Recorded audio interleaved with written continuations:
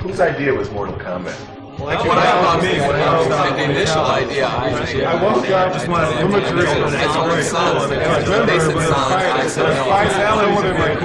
to My name is David Mikic, and I'm a graphic artist.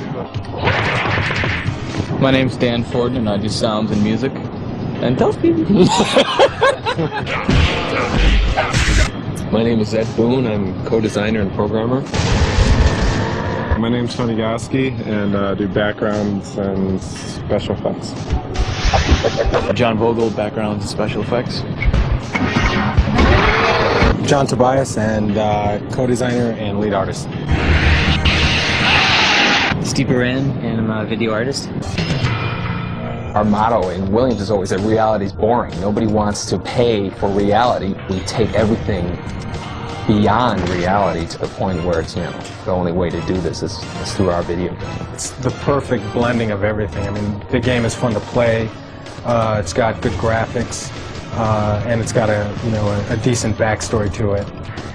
It's easy to come up with the ideas, anybody can come up with ideas for games and stuff, but it's to actually convert something from an idea in your head into reality, into something that is a sellable product. That's where the challenge is. This is sort of the very first concept of the story. This guy here eventually became Shang Tsung. The mystique and all that whole feeling of it was really, the foundation of that was really what John Tobias kind of envisioned. One thing Mortal Kombat does for all of us is it puts you in a mood or puts you in a setting where you're sort of able to create things that are surreal. Mortal Kombat 1 took place more, on an earthly environment, in an Asian type of setting. In part 2, we knew that we were going to send our characters to sort of a different world, and so the door was completely open for us to kind of interpret that in any way we wanted. Mortal Kombat 3 has so much hidden stuff, it's just endless, it's just the amount of stuff that we packed in there. Okay, come on. I don't know if I should be telling you this, but I'm going to show you a move, okay? Listen. You have to go back, forward, back, and then down, and then push the run button. And if you do that really fast, I'll be your friend forever. The button and joystick combinations were the expected. Everybody would start looking for them immediately, and that's when I believe Ed came up with this whole sort of combination lock system. There's 6 little boxes, 3 of which are controlled by player 1, 3 of which are controlled by player 2. Try different combinations of those 6. There's a million possible combinations to see what can be unlocked in the game. And then there's John Vogel. He did backgrounds for part 1. He did some stop motion animation stuff for part 2, and he did some backgrounds in part 3. He worked on backgrounds along with Tony Goski. Tony's probably one of the most respected artists in this department. He's probably one of the best artists in any industry, and he conceptualizes backgrounds as well. This is the Soul Chamber, and this is where the Soulnado. He never ceases to amaze us. Steve Baran worked on Mortal Kombat 3. That was the first one he worked on, and he did the character graphics with John Tobias. I like doing stuff that's actually kind of shocking. Not so much violent or anything, but just stuff that gets a reaction. Dave Mikic, he's like our resident 3D expert. He kind of got everybody up to speed on doing 3D stuff, and he can crank out anything using a 3D program faster than anybody in the world. I was in Ed Boone's office the other day. I picked this up from his trash can. It says, for smoke, the ultimate combat code is 10902-22234. Then back, low punch. Shh. Yummy. This is Ken Gordon from Mortal Kombat fame.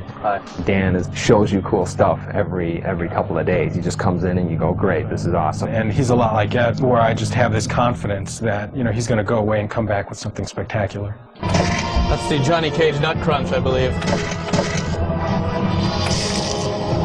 Didn't someone make a candy bar, Johnny Cage Nut Crunch bar?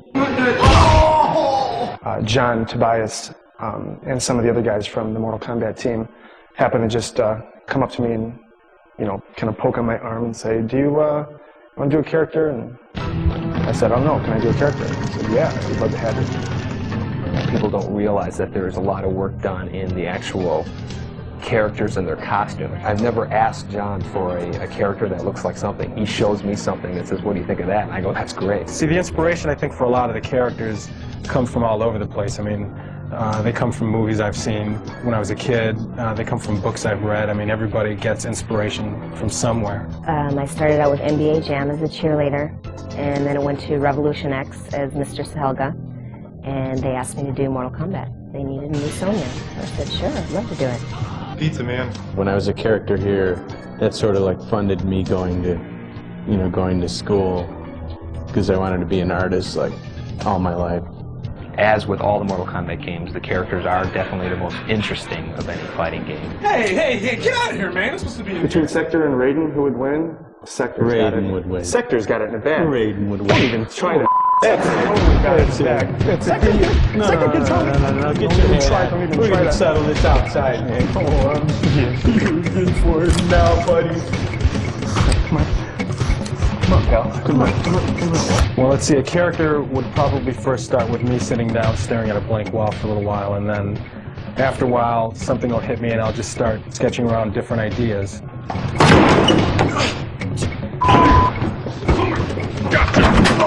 We went months and months not having names for these characters, and then we'd have these powwow sessions where everybody would kind of throw out names. Shang Tsung.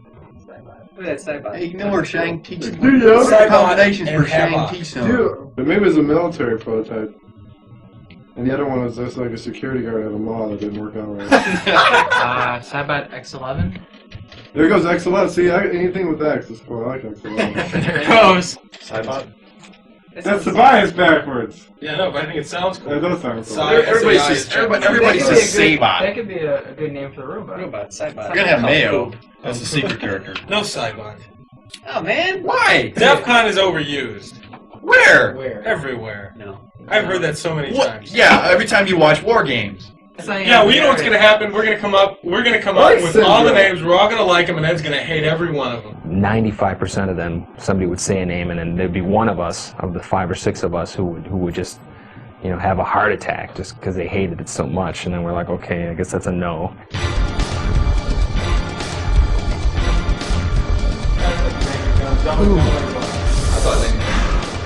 That's good.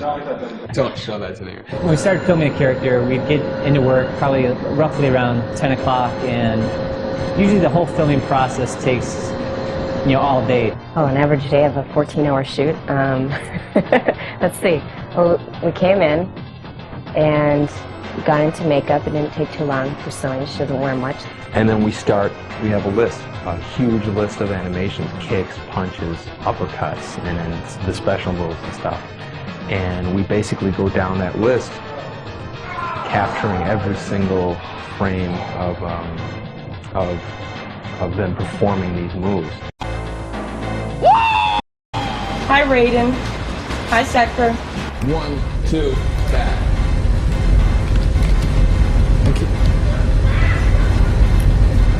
Yeah, that's good. Let's try that one. You have to do each move 8 ways. As you see, a joystick goes 8 different ways. So if I was to do a front kick, I'd have to do it frontwards, backwards, sideways, and diagonal 4 different ways.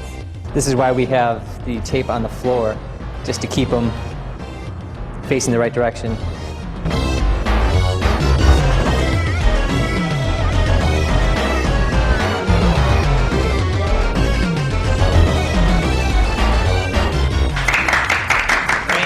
Here's the camera that takes in the signal.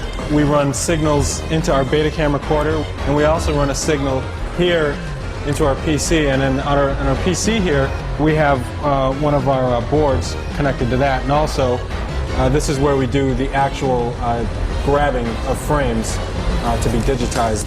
You can kind of see our talent out there, and I'll really quickly grab some images of them. That's good, Tony. We're able to click through frame by frame, delete the frames we don't want, keep the frames that we do like. As a matter of fact, you know what we should do? Is shove them. We should shove them. We should have done that from day one. Somebody just push them real hard. We should all right, now the next animation, just stand there. The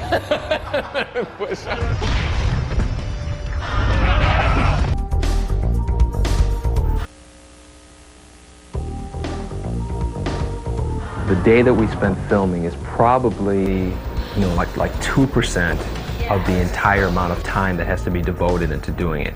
Once we get the digitized image, it's a lot like painting. And right now we're going through a process where we sort of filter the images through. We'll grab the image and Steve Baran will start and do some Photoshop on the guy, and then we'll hand him over to Tony, who does some touch-up. And then it gets passed over to me, and then I do some of this more detailed touch-up, and then I give it back to Steve, and he kind of separates the different colors and creates the different palettes, and then we give it back to Tony, and he does the final touch-up and stuff and gets it ready for the game.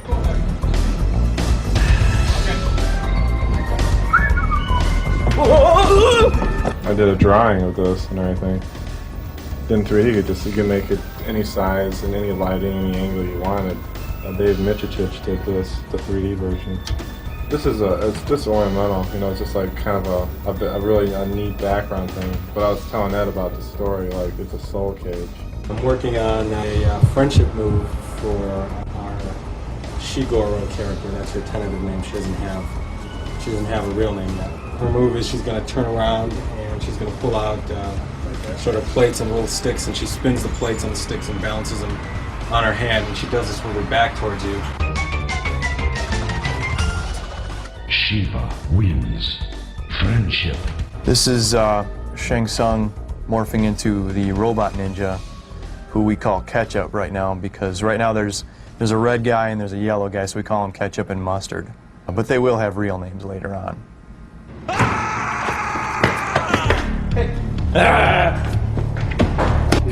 And then you know what?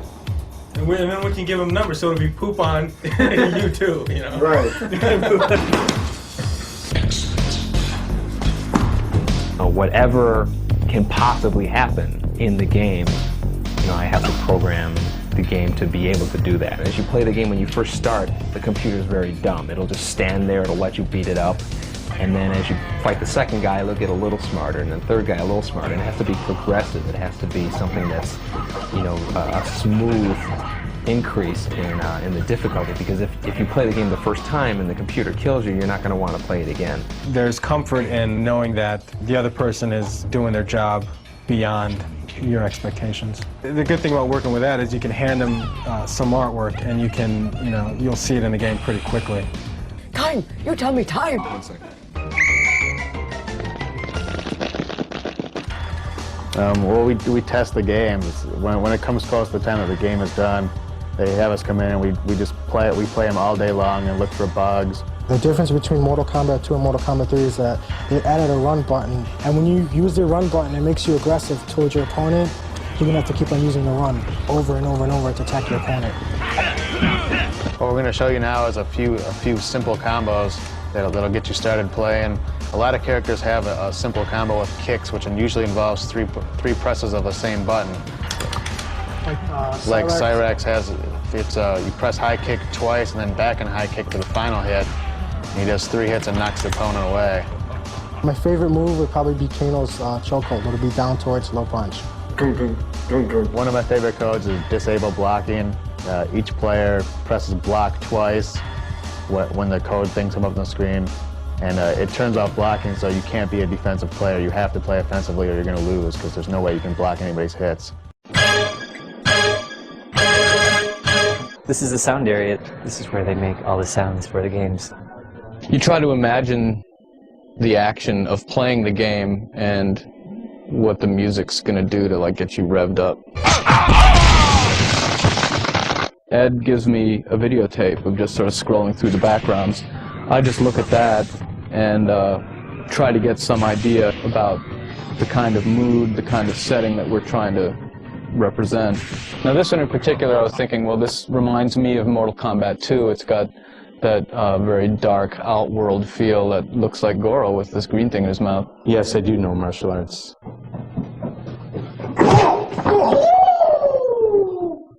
Kung Fu. I try to get a rhythm going and then fill it out with harmony. It evolved from your toes. That's Ed Boon, pitched down a few semitones. So, I mean, in the movie, he's Scorpion. You'll see in the credits, Ed Boon, voice of Scorpion. Feel the power of Shao Kahn. You know, Shao Kahn was played by Steve Ritchie, who is the king, as we all know him. Pinball designer. Flawless victory. Basically, everyone has a set of speech calls for attacking, you know, punching, getting hit, you know, getting hit in the face, getting hit in the body.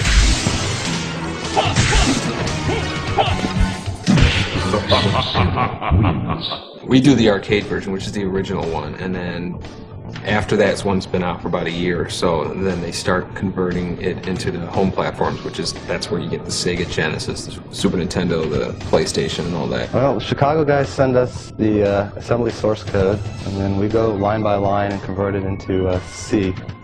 They also drop shipped us all the original artwork that they did, all the finished artwork that went into the game and their file formats, and then it's up to us to rip it out and figure out what file format would be best to use on our PlayStation and convert it down and make it work. We have one piece of hardware that has a particular size of RAM and a CD-ROM, which is in the machine. And so what you have to do is you have to decide what chunks of sound data have to come off of the CD-ROM into the RAM of the machine and at one point in the game. The quality on the PSX is better. It's stereo 44:1 sound, just like you'll buy in any music store, CD shop. It's the same stuff. One of the most amazing things I think we found in the game that we couldn't believe was the fact that Shiva was a stop-motion puppet. When we were originally just looking at the artwork, we were just saying there's no way. I mean, we see like muscles rippling, it looks like her face is changing, it just looked too real. One of the codes, if you, on the briefcase screen, if you push the third symbol down 1, you'll get a new exclusive PSX code. So don't think we're going to tell you what it is. We'll just let Find out on your own. Who's the best? Who's the best? Who's the best? Man, who's the best, man? You're the best, man. No, man. You're the best, man. Ray's the best. Ray's the coolest. So Ray disappears and he's like flying. He's gonna teleport. It's all an illusion. It's all an illusion.